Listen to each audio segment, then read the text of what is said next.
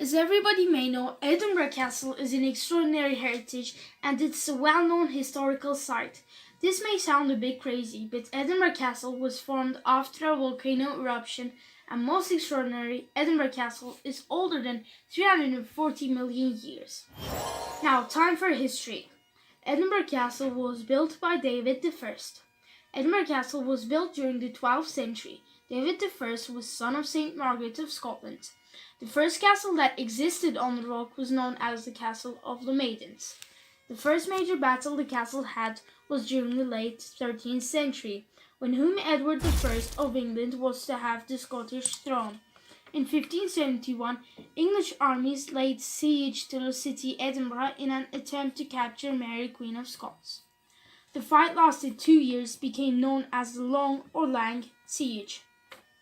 By February of 1573, all of Mary's supporters had surrendered the English. In Edinburgh Castle, people can visit sites such as St. Margaret's Chapel and the Great Hall of King James IV.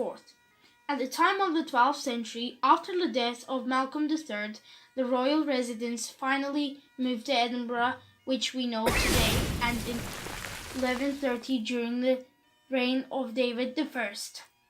By the time St. Margaret's Chapel was built, it has been the oldest object in Edinburgh Castle. Several centuries in the Middle Ages were at a time of endless independence fight to Scotland, which affected the history.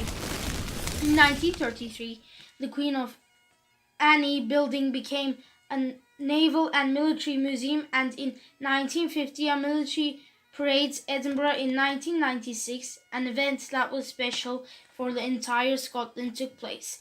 The legendary Stone of Destiny returned to Edinburgh Castle.